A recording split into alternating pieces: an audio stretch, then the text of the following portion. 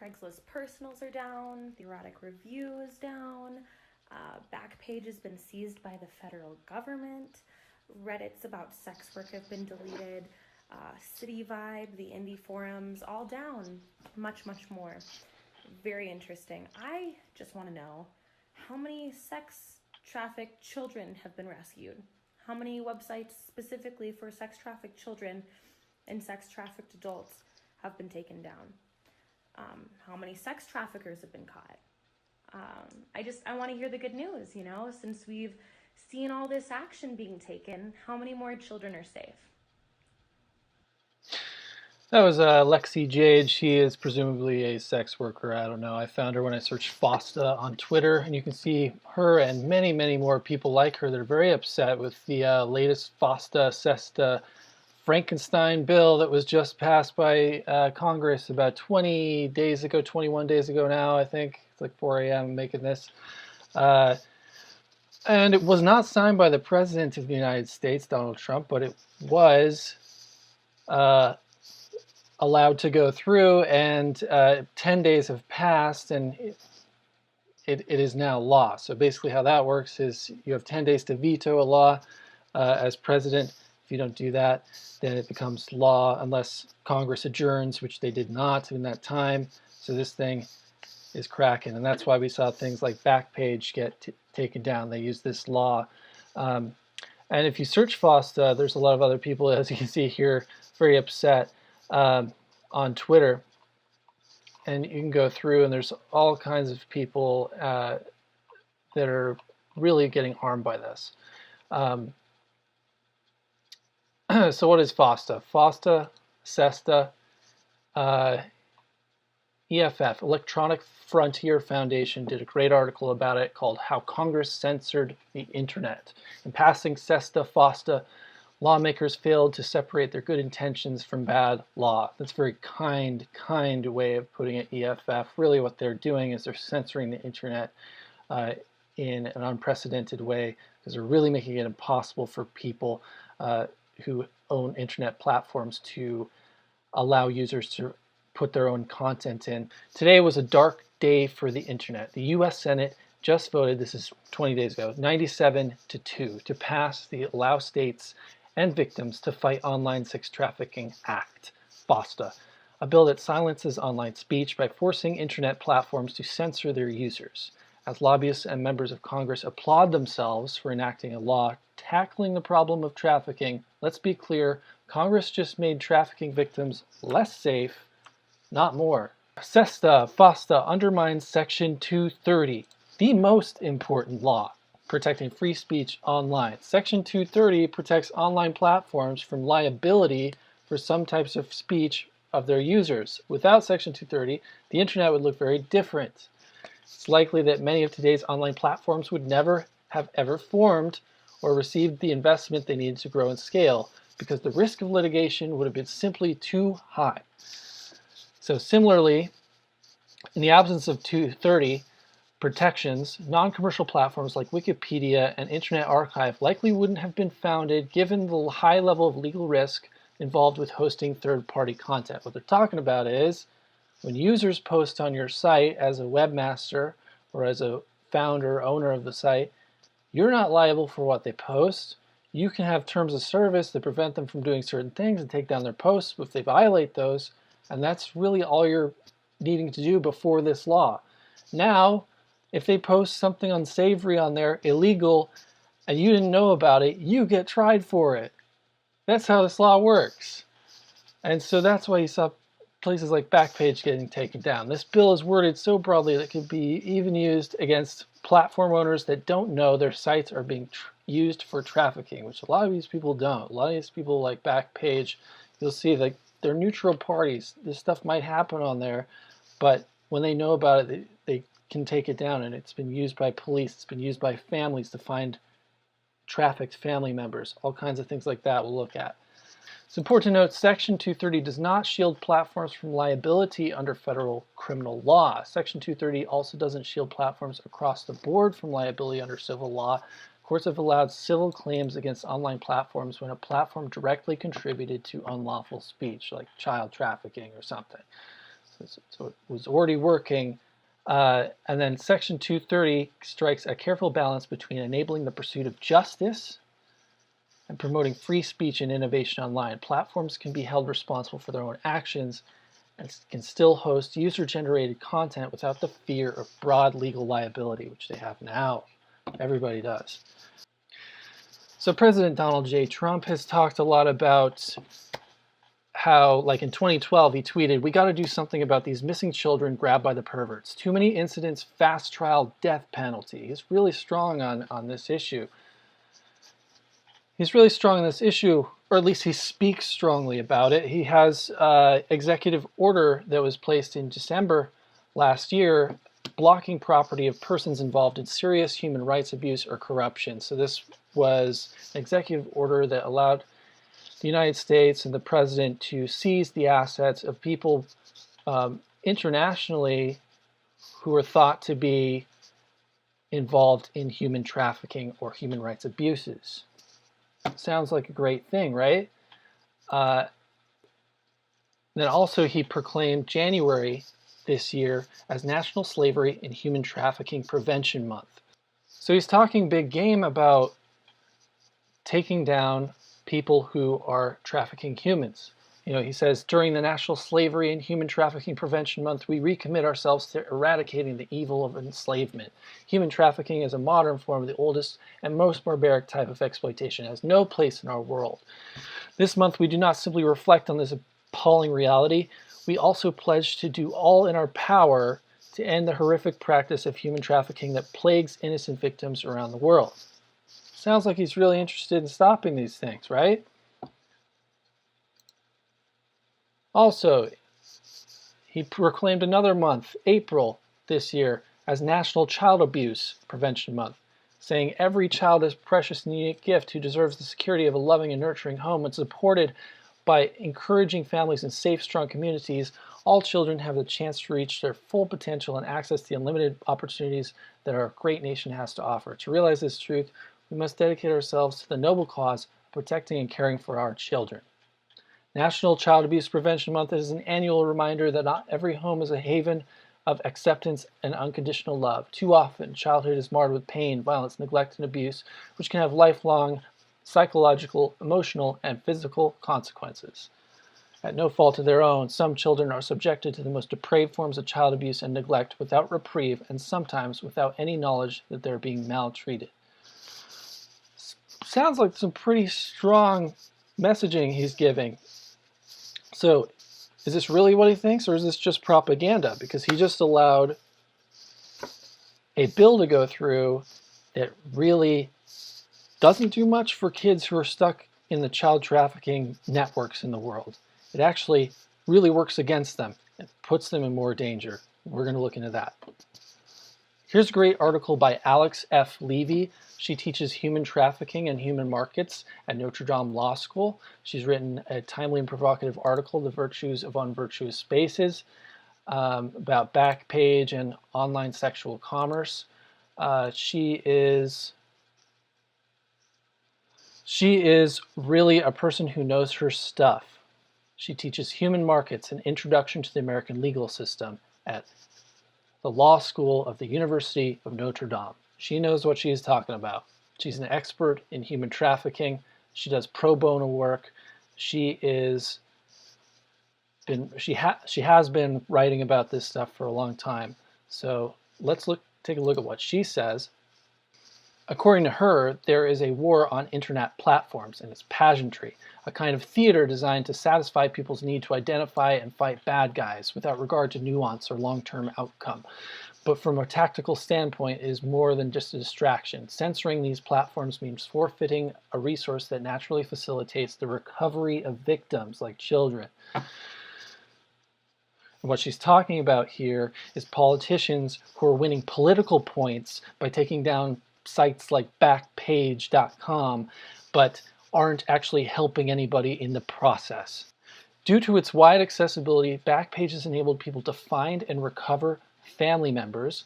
Nonprofits point to it as a resource for identifying and reaching out to victims, and scores of criminal indictments reveal its value as a point of connection between police and victims. Statistics also show that Section 230 may assist in the fight against human trafficking. The National Center for Missing and Exploited Children, among others, reports that the majority of child sex trafficking reported to them involved Backpage. Backpage was doing more work than any other site in finding kids who are stuck in the child sex trafficking networks. Now, those kids are shoved into the shadows and shoved into much more dangerous situations. She says none of this should be surprising. After all, it stands to reason that victims whose services are advertised in more visible places like Backpage are more visible to everyone and thus easier to recover. In this way, Backpage sets a trap for traffickers. Lured by the prospect of reaching a large centralized repository of customers, traffickers end up revealing themselves to law enforcement and victim advocates. There's nothing to suggest that Backpage causes them to be victimized, but plenty of reason to believe that without it, they would be much harder to find. So Section 230 allows Backpage to serve as a lifeline between trafficking victims and those who want to usher them to safety. A lifeline. Nevertheless, the story is often told differently, with Backpage cast as a bad actor, as they're doing right now, right? All the propaganda, oh my gosh, we caught these people. They're charged with 93 counts of child trafficking, etc. For what? They're a neutral party. Other people posted that stuff on their site. You didn't catch anybody, and you're not helping anybody. And the same advocates who talk about finding victims on Backpage often blame Backpage for their victimization, despite the fact that there's no evidence of a causal connection between Backpage and sex trafficking. And indeed, there are good reasons to doubt that sex trafficking has skyrocketed in recent years, as many dramatically claim. But according to their version of the narrative, the fact that trafficking victims tend to turn up in Backpage means that Backpage is to blame for their harm, but confusingly, not for their recovery. The advocates note correctly that Section 230 is crucial to Backpage's functioning. The reason that Backpage can shine a light on human trafficking is because thanks to Section 230, it can't be punished for what it merely reveals. It's crucial to note, however, that Backpage is legally accountable for what it does. Not only does Section 230 explicitly state that nothing about it shall be construed to impair the enforcement of any federal criminal statute, but Congress specifically expanded on human trafficking laws in 2015 to prohibit knowingly advertising or knowingly benefiting from one who knowingly advertises human trafficking. That's all to say that if Backpage is trafficking people or knowingly advertising human trafficking, the Department of Justice already has all the tools it needs to prosecute it. They already had it, then they took away the protections that allow these discoveries to ever even be made. Here's another article by Elliot Harmon of the Electronic Frontier Foundation saying internet censorship bills wouldn't help catch sex traffickers, written in December 5th about this same set of bills here. And this one's really interesting because it talks about the Tennessee Bureau of Investigation Special Agent Russ Winkler, and explained how he uses online platforms, particularly Backpage, to fight online sex trafficking. Winkler painted a fascinating picture agents on his team posing as John, gaining trust with traffickers and apprehending them. His testimony demonstrated how, with the proper training and resources, law enforcement officers can navigate the online platforms where sex work takes place and find and stop traffickers, especially those trafficking children. Since these bills were introduced, there's been little discussion of how law enforcement officers use the online platforms that the bills would threaten and how SESTA and FOSTA would make it more difficult for law enforcement to do its work. Winkler made it crystal clear how heavily his work relies on online platforms. We've conducted operations and investigations involving numerous perpetrators and victims. The one constant we encounter in our investigations is use of online platforms like Backpage.com by buyers and sellers of underage sex. And Winkler isn't the only person who's tried to explain to Congress how law enforcement relies on online platforms to find and arrest sex traffickers. Numerous experts in trafficking have pointed out that the visibility of online platforms can both aid law enforcement in apprehending traffickers and provide safety to trafficking victims. Trafficking expert Alexandra Levy notes that the online platforms that FOSTA could undermine are the very platforms that law enforcement agencies rely on to fight trafficking. While more visibility invites more business, it also increases the possibility that victims will be discovered by law enforcement or anyone else looking for them. By extension, it also makes it more likely that the trafficker himself will be apprehended. Exposure to customers necessarily means exposure to law enforcement.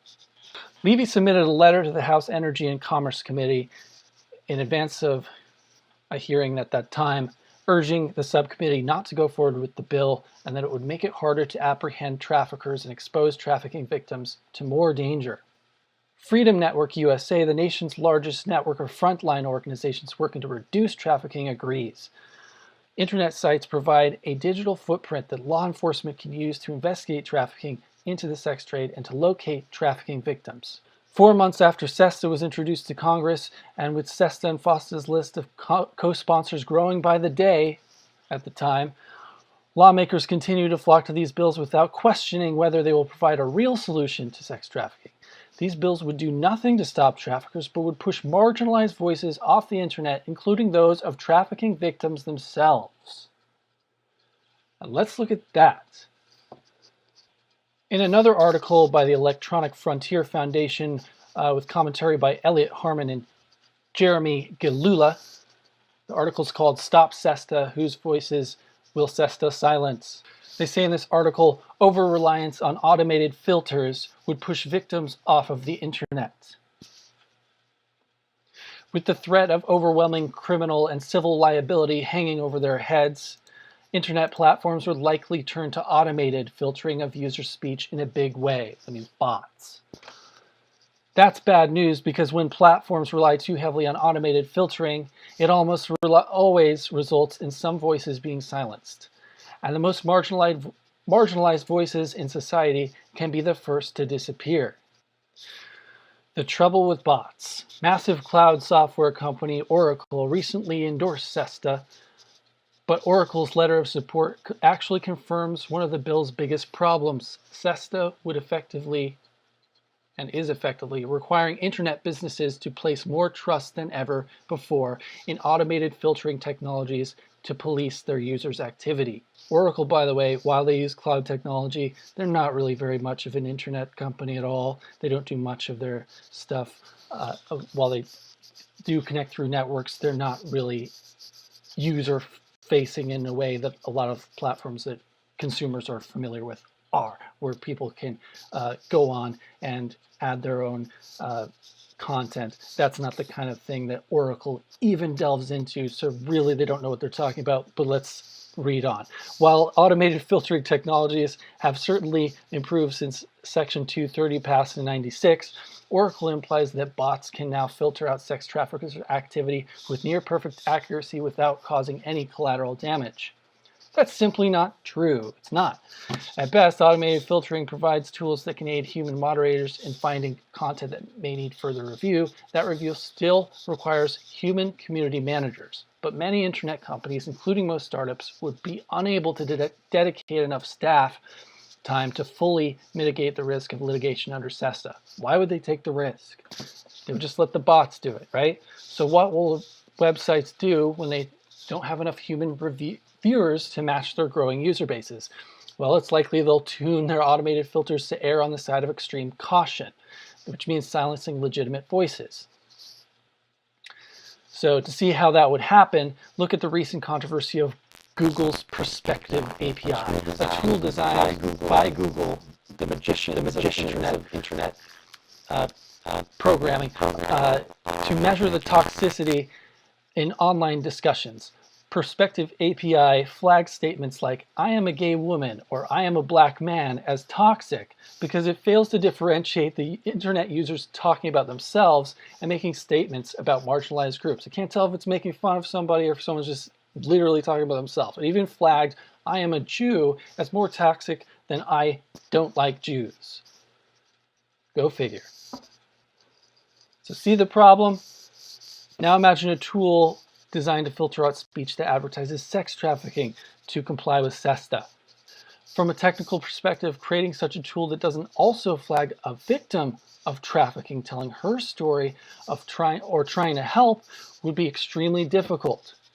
That means it won't be able to tell if someone's just telling their story of what happened to them when they were trapped in some sex ring where they're trying to get information out and investigators to go out and stop it, and someone actually trying to sell kids. It can't tell. So if Google, the largest artificial AI company on the planet, can't develop an algorithm that can reason about whether a simple statement is toxic, how likely is it that any company will be able to automatically and accurately detect sex trafficking advertisements? Not very likely. There's a lot of talk about AI these days. A lot of people think it's this big scary thing, but it's very primitive in a lot of the things it does. And it's still being trained up. It's not nearly the Terminator T-1000 that everybody seems to think it is. And I know that because I've worked in machine learning myself with a company that worked with big data, lots of data, and there was a lot we could do with it, but there's a lot of failings too. And you just don't know where we're at unless you're working in the field. So in other words, not only would automated filters be ineffective at removing sex trafficking ads from the internet, they would also be almost certainly end up silencing the very victims lawmakers are trying to help, or at least they're saying they are. A lot of people saying that they want to help, but what are they actually doing? And look at this, politicians are tweeting about it. Representative Ann Wagner is saying, Congress has acted and Speaker Ryan has sent my bill, FOSTA, to the President of the United States' desk. This legislation gives federal, state, and local prosecutors the tools they need to take down the websites selling our children with impunity. Tune in tomorrow for the bill signing. Hashtag end human trafficking.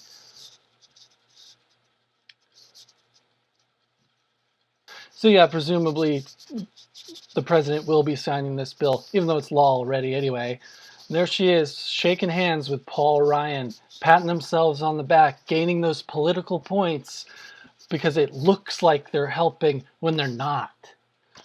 They're actually putting kids in more danger than ever before by taking down the one site that law enforcement said was the most useful tool in taking down pedophiles. And this is what they're celebrating. 93 counts indictment on sex trafficking charges revealed against Backpage founders. Oh, they're charging with 93 counts for what? For being a neutral party to what other people are putting on their site? They don't determine what users put on. And when they do find it, they help law enforcement take it down, and they find the traffickers, and they find the kids, and they bring them home. How is this a win? It's not. Among the two named in the 93 count indictment are the co-founders of Backpage, Michael Lacey and Jim Larkin, the editor and publisher, respectively, of New Times, a Phoenix alternative weekly newspaper that grew large enough to buy out Village Voice Media in New York City. These people aren't pimps. There were laws in place already to prevent people from taking their site and turning it into a place to enable sex trafficking. Section 230 already included a portion where they would allow people to be prosecuted for doing that if they were, and they weren't. So you're taking people who were a neutral party and you're calling them pimps, basically, and putting them in jail instead of all the people that we were catching by having this available in the first place. This isn't a victory. This is a major step backwards. Now trafficked children and sex workers are in more danger than ever. Prior to SESTA FOSTA, people used neutral sites like Backpage to recover lost family members sold into trafficking. Police used them to pose as Johns and catch predators. Now this major resource for fighting pedophilia is gone, and children are cast into the shadows where they're more likely to never be found. On top of that, platforms are at much higher risk for the actions of their users. This is a major step in internet censorship, since they won't want to risk the liability of user actions. Google and others will be setting up bots to auto-ban any content that appears to be soliciting sex, whether they are or not. And they don't have a great track record, like their Perspective API, which completely fails to infer context in people's posts. It flags statements like, I'm a gay woman, or I'm a black man as toxic. It says, I am a Jew is more toxic than I don't like Jews. Bots will have no chance in hell of telling the difference between someone who's giving testimonial of their time as a child who was trafficked and someone actually selling kids. It literally will silence victims. It's a gigantic loss.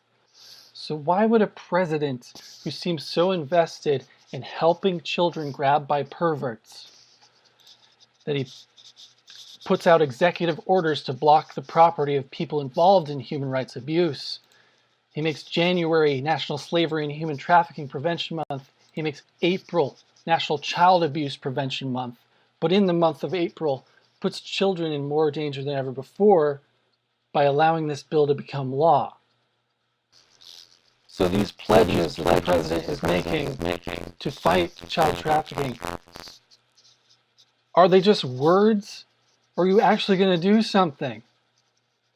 And on top of that, while we're at it, are you going to do anything about the child porn that was found on the Comet ping pong computers in November 2016 prior to that weird shooting where an actor came and shot the hard drive that had it on it? I mean, what is going on? Are we actually doing things, or are we just saying we are? What is happening?